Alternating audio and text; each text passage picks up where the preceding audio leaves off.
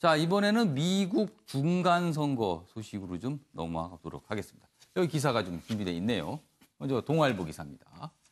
지금 투표가 진행 중입니다. 한 1시간, 2시간 정도 이제 남았네요. 공화, 믿을 건 샤이 트럼프, 민주, 기댈 건 높은 투표율. 상원은 공화, 하원은 민주 승리 예상 속 막판 여러 가지 변수들이 있다. 이 소식 전하고 있고요. 옆에 기사, 중앙일보 기사 좀 보죠. 여기 보시죠. 미국 민주당 하원 이기면 트럼프 북핵 그리고 무역정책 타격받나. 그렇죠. 중간선거에 과연 우리 한반도에 미치는 영향은 무엇일까? 이게 우리의 관심사죠. 그리고 또 하나의 관심사, 이른바 한인 출마하신 분들 꽤 됩니다. 여기 있습니다. 하원 의원 도전하는 한인 김 트리오, 공화당 영김, 자수성가 사업가 출신, 민주당 앤디 김, 엘리트 중동 전문가, 둘은 박빙, 검사 출신 펄 김, 열세라 그러네요. 영김, 앤디 김, 펄 김, 이렇게 주목을 받고 있다. 이렇게 돼 있습니다. 자, 그럼 여기서 박진아 아나운서가 전하는 자세한 이야기 듣고 이어가도록 하겠습니다. 미국의 중간선거 투표가 현지 시각 6일 미국 전역에서 일제히 시작됐습니다. 미국 동부 버몬트주에서 시작해 알래스카주를 끝으로 모든 투표가 마감되는데요. 우리 시각으로 오늘 오후 5시 전체 출구조사 결과가 발표될 예정입니다.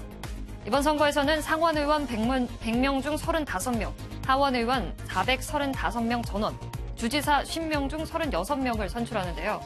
이번 선거는 의회의 권력 재편을 넘어서 트럼프 대통령의 집권 전반 2년에 대한 심판 성격이 강합니다. 2년 후 트럼프 대통령의 재선 가능성을 가늠해 볼 수 있게 더 주목됩니다. 미국의 중간선거는 현직 대통령의 무덤이라고 불리기도 하는데요. 역대 43차례의 미국 중간선거 중 집권당이 승리한 건 단 3차례에 불과하기 때문입니다. 이번 중간선거는 과거 선거 때보다 관심이 높아 보이는데요. 사전투표자가 역대 최대를 기록했기 때문입니다. 3,500만 명 이상이 사전투표를 마쳤는데요. 이는 지난 2014년과 비교했을 때 75% 증가한 겁니다. 미국의 언론 보도 여론조사 결과를 보면 상원은 공화당이, 하원은 민주당이 다수당을 차지할 걸로 예측되는데요. 이번 선거 결과가 앞으로 트럼프 행정부의 외교와 경제 정책에 큰 영향을 미칠 것이 확실한 만큼 선거 결과에 세계의 이목이 쏠리고 있습니다. 지금까지 박진아의 이슈톡이었습니다. 네, 정우과 위원님. 미국 선거. 일단 여러 가지 시나리오가 나오는데 가장 관심은 뭐 어떤 시나리오가 펼쳐질까? 그리고 우리에게 미치는 영향은 과연 무엇일까 합니다. 역대에 비해서 예. 트럼프 대통령의 행보 속에 예. 투표는 높아질 것 같아요. 예. 그런데 결과는 지금 대부분 예측들은 상원은 공화당, 하원은 민주당이 앞서지 않겠느냐라는 겁니다만 예. 선거 임박하면서 공화당의 하원 추격세도 상당히 그렇습니다. 만만치 않았거든요. 그래서 뚜껑을 열어봐야 된다는 예. 게 지금 이제 여러 전문가들의 견해고. 우리 시간은 이따 오후 한 저녁 5시, 6시 되면 저녁 정도면 대략적인 결과가 나오죠. 대략 나오는데 저는 이제 관심사가 그러면 예. 상황 어떻게 되는지 따라서 한반도 정책, 특히 이제 북한의 비핵화 문제가 예. 어떻게 될 거냐가 가장 큰 관심 아니겠습니까? 그렇습니다. 무역과. 저는 커다란 변화는 없을 것으로 보여집니다. 트럼프 대통령의 속성상. 예. 그리고 어떻게 북한 문제는 핵을 없애겠다, 비핵화라는 그 대전제를 갖고 하는 것이기 때문에 예. 다만 예를 들면 의회를 존중하는 좀 더 설명을 좀 충실한다든가 이런 모습은 보이겠지만 큰 정책이 어려면 바뀌겠냐라는 거에서 저는 그렇게 보지 않습니다. 무역 역시도 마찬가지죠. 예. 경제라는 것이 지금 미국 자체적인 내부 여론들은 어쨌든 간에 지금 못 살고 어려운 백인들을 예. 굉장히 박수를 받고 있는 예. 그런 국가 중심적인 그런 위치에 있기 때문에 예. 그것이 트럼프 대통령 속성을 하루아침에 바뀌느냐 그 부분에 대해서는 저는 다소 굉장히 신중한 입장을 보고 있습니다. 이 정파에 따라서 한반도 문제가 달라지지 않을 것이다. 그리고 트럼프 대통령과 의회의 문제지 이게 한반도까지는 좀 제한될 것이다. 이런 전망을 좀 해주셨습니다. 아무튼 오늘 오후가 되면 미국 중간선거 결과 많은 나라들이 지켜보고 있습니다. MBN도 바로바로 알려드리도록 하겠습니다. 자, 이번엔 경제 소식으로 좀 넘어가 보죠. 여기 있습니다. 한겨레 신문 준비되어 있습니다. KDI 한국개발연구원이 내년 경제 성장률 2.6% 잠재 성장률 밑돈다. 그러니까 경제 성장 전망이 어두워진 겁니다. 자, 여기 보면요. 이유가 설명이 돼 있네요. 경기 정점 지나 성장 둔화 가시화. 정점을 지났답니다. 정점이 있었나요? 근데 정점을 지났다. 그나마 지금까지가 정점이었다는 평가를 한 거네요. 산업 경쟁력 강화 없인 3%대 어렵다. 구조개혁 그리고 완화기조 통화 유지해야 된다. 이렇게 KID가 발표를 했습니다. 아, 우리의 성장 전망 어둡게 나왔네요. 자, 이런 상황에서 우리 경제수장 투톱이라고 불리는 분 두 분이 어제 국회에 있었습니다. 여러 가지 얘기를 했는데 그 소식 전해드리겠습니다. 여기 있습니다. 조선일보입니다. 장하성 청와대 정책실장, 내년엔 소득성장 체감할 것이다. 소득성장, 뭔가 나아질 것이다. 그런데요, 막상 김동연 부총리는요, 그분의 희망일 뿐이다. 어떻게 된 겁니까? 경제수장 투톱께서 완전히 상반된 얘기를 지금 했습니다. 자, 그래서 어제 이 발언 내용 저희가 영상으로 준비했습니다. 들어보시죠. 지금 이 정도의 수치를 보고 지금 대한민국 경기는 위기 아닙니까? 라고 판단하는 것이 근거가 없는 겁니까? 국가 경제가 위기에 빠져 있다라는 표현은 경제적으로만 해석할 때는 굉장히 그건 과한 해석이다. 저는 그렇게 말씀을 드리고요. 올 연말쯤에 경제가 좋아지겠다고 말씀하신 적 있죠? 그럼 장하성 실장은 그런 얘기 한 적 있잖아요. 경제 예측에 있어서 그런 얘기를 한 적은 없고요. 아마도 정책실장은 뭐 자기의 뭐 희망을 기표하는 게 아닌가 싶은 생각을 하고 있는데. 네. 김상일 평론가. 예. 지금 경제 성장 전망 좀 어둡습니다. 이런 상황에서 예. 경제 투톱, 교체설까지 나오는데 어제 국회에서는 서로 좀 다른 결의 얘기를 했어요. 예, 맞습니다.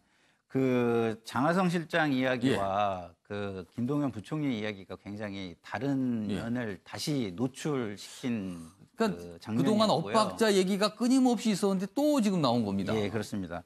기본적으로 이제 장하성 실장께서 예. 하신 말씀에 대해서 제가 조금 예. 평론을 하자면 예. 그 저소득 중산층을 위해서 소득주도 성장 정책을 시행했다. 좋습니다. 그거는 아주 좋은 목표를 가지고 있다라는 것에서 굉장히 좋은데요. 이 지금의 국민들은 예. 좋은 목표보다는 예. 좋은 성과를 바라고 있는 것은 아닌가라는 부분을 조금 생각을 좀 그러니까 목표 해주셨으면. 잡는 거야 뭐 정책 정하시는 분들이 하지만 일단 뭘 보여줘야 된다. 그렇죠. 지금. 예, 사실은 뭐 교수님들 중에서 예. 좋은 목표를 이렇게 만드시는 분들은 예. 굉장히 많습니다. 근데 그거를 실행해내고 예. 성과로 만들어주는 것이 국민을 위해서 예. 일하는 공복들이 할 일인 것이고요. 예. 그리고 이제 그 김동연 부총리의 말에서 그분의 희망이 아닌가 싶다. 네. 이거는 조금 이제 그 관료로서 좀 약간 감정이 좀 약간 그래도 들어가 있는 약간 그런 느낌이 좀 말씀이 설명 아닌가 듣고 이런 그러네요. 생각이 들어서 이게 정책실장이라는 자리가 그 힘도 있고 실제로 영향력도 예, 예. 있고 그렇기 때문에 아무리 컨트롤 타워지만 같이 협의를 하고 예. 협업을 하고 예. 그리고 때에 따라서는 본인한테 큰 장애가 될 수도 있는 자리에 있는 사람이거든요. 예. 근데 그 사람에 대해서 뭐 그분의 희망이다. 그러면 그분의 희망은 달라도 된다는 건가요? 이제 논의를 해가지고 희망과 관련해서도 현실적으로 할 수 있는 걸 맞춰가고 예. 조정하고 하는 예. 것이 좀 필요한데 예. 두 분이 조금 그 시중에서 우려하는 예. 그 갈등서를 그 노출시킨 장면이 아닌가라는. 그러니까 어제는 그게 아마 좀 명확히 보인 장면이 아닌가 합니다. 자, 이런 상황에서 자유한국당은 김동연 부총리를 두둔하는 듯한 모습이 나타났습니다. 그 기사 좀 소개해 보겠습니다. 여기 있습니다. 경향신문입니다. 김성태 자유한국당 원내대표 장하성과 세트로 같이 책임 묻는 건 적절치 않다. 한국당 김동연 감싸며 정부 엇박자 부각. 당 내부에서는 우리 사람 기류도 있다 그러네요. 우리 사람. 자, 그러면 어제 김성태 원내대표의 발언 들어보시죠.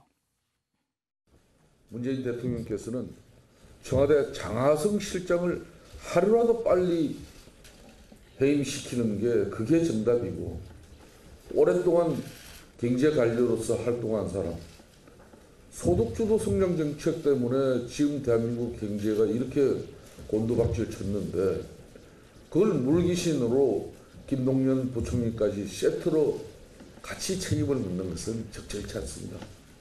물론 김동연 부총리의 경질을 하더라도 뭐 선우는 분명히 청와대 장하성 실장 먼저 대통령께서 문책 인사를 해주셔야 합니다. 정구합 위원님, 김성태 원내대표의 발언의 의도가 뭘까요? 그 한국당 입장에서요. 어쨌든 장하성 정책실장이 훨씬 더 이제 진보적인 예를 들면 최저임금 문제라든가 굉장히 그 견고한 거를 유지하고 있고 김동연 부총리는 시장에 대한 상황에 대한 이해 이 점을 갖고 있다는 점에서 당연히 한국당 입장에서는 김동연 부총리에 대한 관심, 호감도가 더 있을 수밖에 없는 것이죠. 뭐 일각에서는 전 정부의 국무조정실장을 해서 그런 건 아니에요. 여러 해석이 있습니다. 어쨌든 정책적으로 보면은 한국당의 정책적으로 한국당과 노선이 좀 맞는다. 그렇다 보니까 어떻게 보면 좋게 표현하면 현실적인 시장에 대한 이해를 갖고 하는 것 아니냐 이런 표현인 것인데 저는 지금 이 상황이 참 답답하고 안타깝습니다. 그러니까 어쨌든 간에 지금 경제가 어렵죠. 어려우면 이게 어떻게 하면 해결하고 타결 방안에 대한 논의가 아니라 양수장들에 대한 갈등 구조만 지속적으로 지금 노출되고 있고 또 위기냐 아니냐 진단 가지고 뭐 갑론을박이 이어지고 있고 인사의 문제에 대해서 결단을 내려야죠. 이 정도 상황이 되면 그것을 시간을 갖고 무슨 뭐 국회 예산이니 이거는 저는 맞지 않는다고 봅니다. 이 시장에서의 그 이미 신뢰라는 게 너무나 중요하기 때문에 그 차원을 저는 넘어섰다고 보고요. 지금 경제 문제에 있어서는 누구나 다 알고 있는 것이 지금 노동 문제, 노동 개혁을 어떻게 할 것인지, 그다음에 규제 문제가 어떻게 할지 이 부분에 대해서 머리를 맞대고 뭔가 논의 구조에 들어가야만 하는데 그것이 아니라 지금 언제 바뀌느냐, 두 사람의 갈등, 뭐 희망 이런 형태를 그대로 방치하고 있다는 건 정부로서는 해서는 안 된다고. 일을 하는 문제가 아니라 사람에 관한 문제로만 자꾸 일의 방법론에 대해서 가고 있어요. 그리고 어쨌든 간에 이견이라는 것은 물밑에서 이견이고 공식적인 국민에도 나오는 것은 하나된 목소리가 나오는 것이죠. 무슨 그게 서로다가 논의가 충분히 있는 하나의 과정으로 봐야 된다? 그런 것은 설득력이 없는 것이죠. 이수희 변호사, 한국당 일각에서는 우리 사람 인식도 있다고 지금 기사에 소개돼 있는데 진짜 분위기는 어떤 겁니까? 뭐 우리 사람이라고 한다면 김동연 부총리가 좀 부담스러워할 것 같은데요. 뭐 그 정도는 아니고 그리고 이제 주 책임은 장하성 정책실장이 갖고 있는 거 아니냐라는 이제 문제 제기 정도인 거고 그리고 이제 현재 위기가 위기냐 아니냐 이것은 이제 좀 시점의 차이인 것 같아요. 2018년 11월 지금이 위기냐? 아니면 이런 정책 기조로 경제정책 기조로 갔을 때 2년 후에는 정말 우리나라 저성장 문제가 아니라 후진국 얘기가 나온다라는 그 위기라고 하면은 뭐 서로 시점의 차이 뭐 그것 때문에 이를 설왕설래만 할 거냐 좀 생산적인 논의와 생산적인 수용이 좀 있었으면 좋겠다는 생각이 듭니다. 알겠습니다. 아무튼 경제 수장 뭔가 좀 잘 맞아들 텐데요. 또 교체설까지 나서 관가에서는 뭐 손을 놓고 있다 이런 말도 드려서 국민 입장에서는 좀 답답한 상황이긴 합니다. 자, 마지막 기사 좀 하나 소개해 보겠습니다. 여기 있습니다. 국민일보 기사가 준비되어 있습니다. 28원만 내렸네. 주유소 간 고객들 차 돌렸다. 유류세 인하 어제 첫날이었죠. 그래서 100원 이상 내릴 걸로 많은 분들이 기대했는데 막상 가니까 28원 내렸답니다. 이유가 뭘까요? 비싼 기름 재고 남은 자영 주유소들은요. 아직 가격 인하에 적극적이지 않다. 다 소진될 때까지 기다리고 있다. 이런 내용이군요. 좀 더 시간이 필요하다는 겁니다. 알겠습니다. 자, 오늘은 곳곳에서 미세먼지가 짙은 가운데 중부지방에는 비가 약하게 내리고 있습니다. 낮 최고 기온은 13에서 19도로 예상됩니다. 아침에 매일 경제 여기서 마칩니다. 내일 아침 8시에 다시 뵙겠습니다.